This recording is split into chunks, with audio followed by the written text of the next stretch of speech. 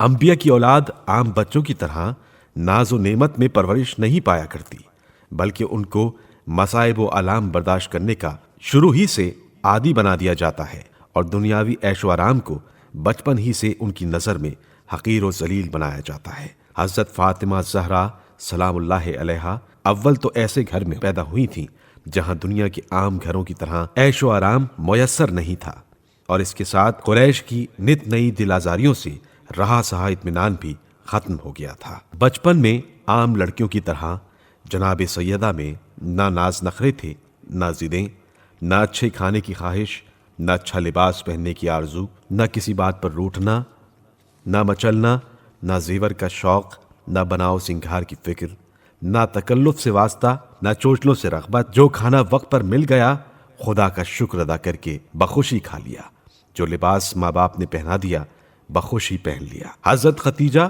جب گھر کا کام کاج کرتیں تو اپنی اس ننھی بچی کو پاس بٹھا لیتی اور ایک ایک بات ان کو سمجھاتی جاتی، گھر گرہستی کے قاعدے اور خانہ داری کے معاملات، دوستوں اور عزیزوں سے تعلقات، ہمسایوں کے حقوق موقع موقع کے لحاظ سے بتاتی رہتی۔ اس قسم کی تعلیم تو ماں سے حاصل ہوتی تھی، اور اخلاقی اور روحانی تعلیم کے لیے رسول خدا صلی اللہ علیہ وآلہ وسلم جیسے باپ تھے۔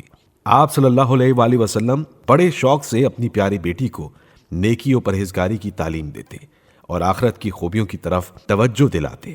ان شخصیات کی تعلیم کا قیاس عام لوگوں کی تعلیم پر نہیں کیا جا سکتا تھا۔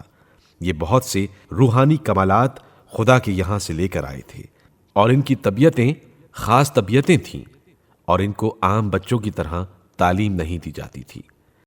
ذرا سوچیں، جس بیٹی نے رسول خدا صلی اللہ علیہ وآلہ وسلم جیسے باپ کی آغوش میں تربیت پائی ہو، بھلا اس کی ذات میں کون سا کمال رہ گیا ہوگا؟ اول تو خدا نے بہت سے فطری کمالات سے آراستہ کر کے بھیجا ہی تھا، پھر پرورش کو گود ملی تو ایسے شخص کی جو نوع انسان کا فخر اور پوری کائنات کے لیے مجسم ہدایت تھا۔ اسی گود میں رہ کر انہوں نے وہ سب کچھ سیکھا جس کا 1000واں حصہ بھی اسکولوں اور کالجوں میں پڑھنے والی لڑکیوں کو میسر نہیں آتا۔